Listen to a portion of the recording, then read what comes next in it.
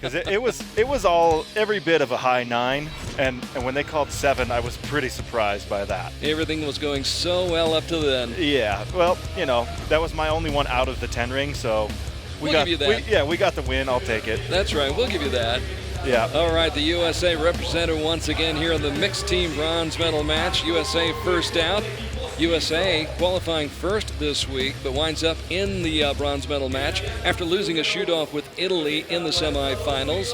Had beaten Spain by 5 before that. Crystal Gauvin and Alex Wifler teaming up here, going for the bronze medal.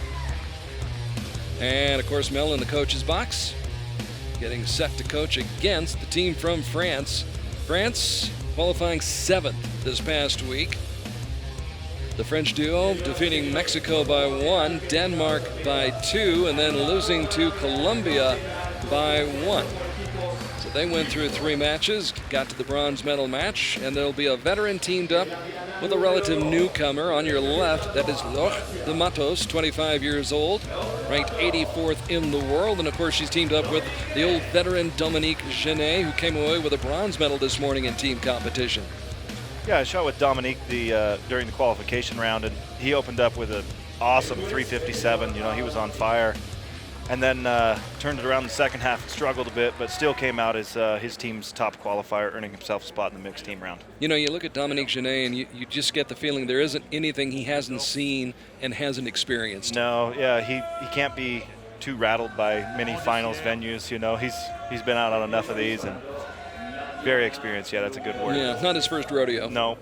Nor is it Crystal Gauvin's. Crystal teamed up with Alex Wifler. Crystal, 31 years young, and Alex Wifler, 22 years young. Alex, part of the team with Steve Anderson and Braden Gellentine this morning that won the men's team gold medal, and Alex working quickly. Yeah, Alex getting a little more experience on these final stages. I think he's learned to have fun with it, and I think we're in this is 3rd team final, I believe, so 4th maybe, I don't even know. He's a great archer. It's just learning the format. Yep. And we saw that in China. Yeah, we had the stumble on the shooting line, but he was awesome today. We all handled the shooting line well. We worked through and had plenty of time. And with Crystal, she shoots very fast, so time shouldn't ever be an issue for these two. So a 9 and a 10. Crystal Gauvin coming up with a 10. Yeah, that's a good start for them. They established the benchmark for Dominique Genet and his teammate, Laure de Matos, and Dominique drills one. Bien tiré, solide. Allez Laure, tout de suite, on construit, opposition, relâchement, et seulement après, on est sur la cible.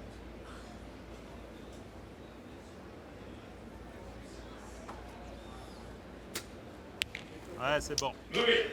Hung it inside, kept it in the 9 ring. See, that's what I was expecting earlier. That at worst. But you learn to let it go, don't you? Yeah, you got to turn around and just put the next one in. Ooh, Alex, he didn't like it, but he got it. Sometimes it doesn't feel all that good once you release, and then you're surprised as much as anybody, aren't you? You don't want to show that, though. You want to act like it was your intention the whole time. Oh, yeah. Had it all the way. So an excellent first end for Team USA. Crystal with the close one. I'm not sure it's going to get the call. We don't have a great angle here, but if I was to bet, I would say it's a 9. Ouais, c'est bien. C'est juste ça au-dessus. Si c'est lâché à peu près dessus, tu sais. Ouais, bah mets un petit clic en haut. Pas beaucoup, mais un petit. Voilà.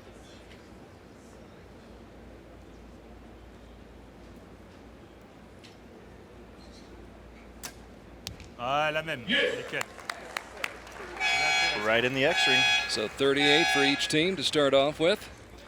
Yep, unless Crystals is upgraded to a 10, I don't foresee that happening, but we'll let the judges be the judge of that. That's what they're here for. Mm-hmm. Alex Wifler, great story, won the Vegas shoot back in 2015.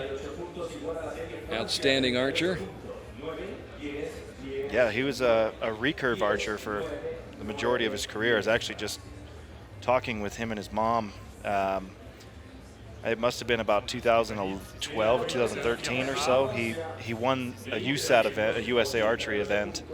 As a junior, he won the recurve class, the senior recurve class, and then he switched to compound for kicks and giggles for a while, and back to recurve, and then he broke his hand and he had to shoot compound, and he just stuck with it. I was going to ask about that. What convinces somebody to go one way or the other? And mostly you see people going from recurve to compound.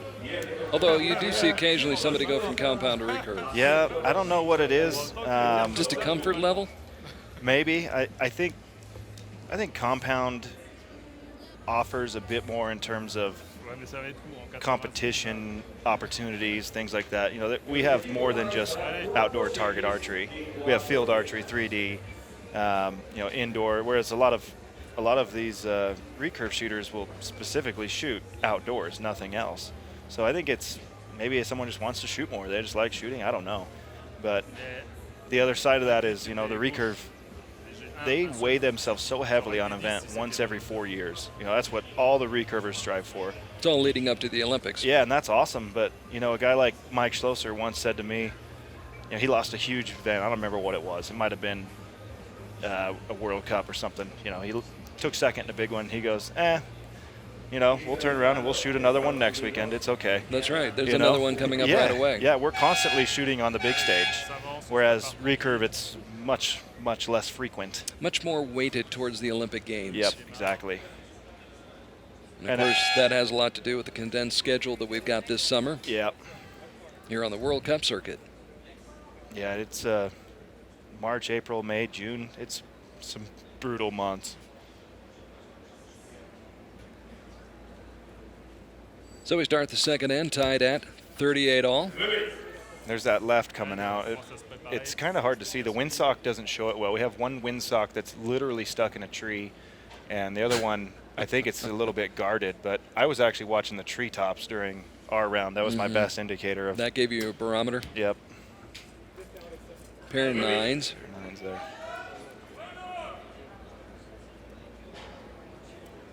Crystal Gauvin, of course, picking up the silver medal last year in Copenhagen. Denied the gold medal by Kim Yoon-hee of Korea. Yeah, and she's got a shot here at a gold medal against Sarah Lopez. Be a tough match. one. Be a tough one to beat on the home court. Interesting to see how that'll play out. Although the Colombians seem to embrace being at home. Yeah, I think you see them, especially Sarah, shoot very strong here in Colombia. Here in Colombia. And it doesn't always work that way when you're on your home court, so to speak. Yeah, sometimes there's a little more extra curricular stuff going on when your family's all here watching you, and you know, it makes you want it a little more and maybe a little too much. You hate to say your family's a distraction, but to a degree, yeah, that's true. It is exactly right. I mean, when I played college basketball, sometimes you do better when you're on the road, and I think that's just because you do eliminate yourself of those distractions. And just focus. Yeah, things like class, you know, unfortunately. I hate to say that as a quote-unquote student athlete. Student athlete, huh? Yeah, but yeah, you can just focus on basketball, do some homework at night, and go from there. And it's probably very much the same in archery, you know. You're here, as Sarah would be, with her whole family around, and I don't know if she's staying in a hotel with them. I don't know how that's working out, but... And it's not just the time, it's also the expectations, wanting to fulfill those expectations and do well for your family, because it's really the only chance they get to see you, other than on archery TV. It'd be awesome to shoot in front of them. Yeah, absolutely. Looks like we're Still at a even. lock.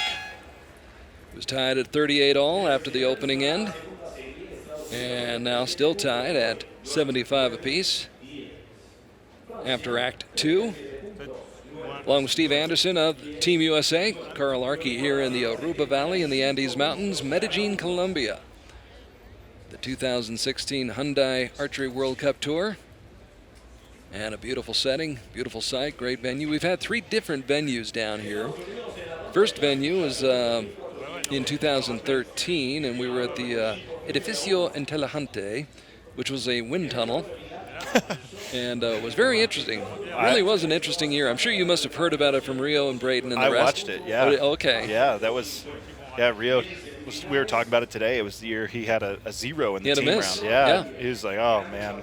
couldn't believe it, you know. But that happens sometimes when it's super windy, and it was. Oh, super it was windy. super windy. And then we switched to El Parque Norte the last couple of years. One of the advantages, I think, is you take a look at Crispin Dueñas, who'll join us tomorrow. We'll see Crispin in action tomorrow, and he'll also be on Archery TV, so we're excited about that.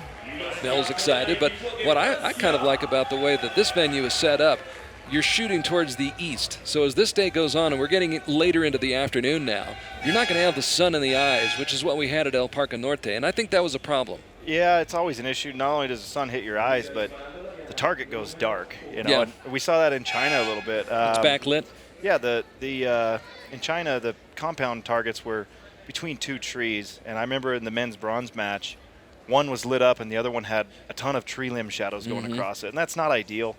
You know, I know World Archery works hard to make these venues the best they can, and I think it was just an unfortunate situation there. But this one should be awesome throughout the day. Perfect exposure for Alex's first shot of this third end. We're tied at 75 all to start the end. Crystal Gauvin, the 31-year-old economist who left the corporate world to get into archery. Yeah, how about that, huh? Hey, there'll be plenty of time to Yeah, you can work when you're dead. crunch the numbers. Yeah, Wait. exactly. I can go back to crunching the numbers later. Let's have fun. Dominique down the middle. Yep. I think if he can find his stride, that'll be the difference. It's getting windy, so this could get interesting. Yeah, starting to gust a little bit. We're starting to feel it here at our broadcast position. I'm sure that they are out there on the shooting line as well. Back-to-back tens. And with the wind that picked up there, that's a huge 10 for her. Laure de Matos of France.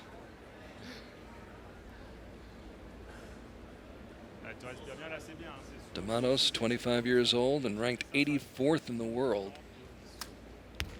And Wifler. It's a good response there. I mean, I hate to say it, but they really can't give up anymore at this point. They've got to get this one and then hope that France gives a couple back. It was a good counter punch by Alex. Now we'll see what Crystal can do. Quick shot, right in the middle. Quick shot and a great shot. Back-to-back tens. So important shots for Wifler and Gauvin here in this bronze medal match. Mixed team competition. Laure de Matos.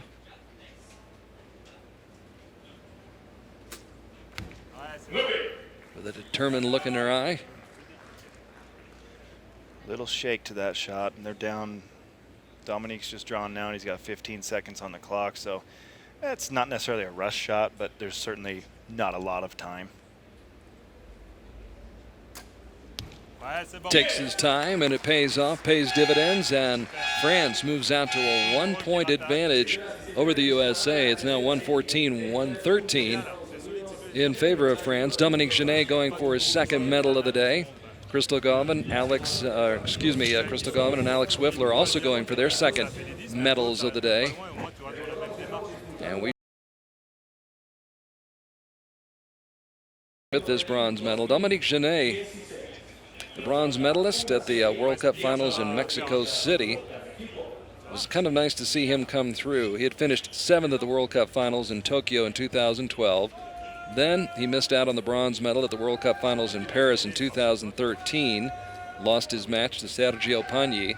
Finally gets to Mexico City in 2015 and came away with the bronze medal. Yeah, it was actually Dominique Genet who he edged me and kept me out of the finals. I wasn't going to bring that up, Steve. Yeah. I was just going to let that pass. Yeah, but he made it count, so that's cool. That was an interesting final, I would say. You know, it was not what people expected going in. You know, the heavy hitters dropped early, and I think it was a very surprising result. And it was a great venue, right in the heart of Mexico City. Yeah, awesome venue there.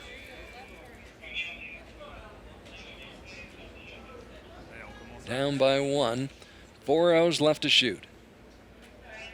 So I have to wonder if Crystal's husband Rich is watching right now, or you know, it's about 4:15 p.m. on the East Coast. He could be just coming off the golf course too. Kicking back. Yeah. In his lazy boy lounger. Got a cool beverage. She doesn't have to know this. You can always play it back.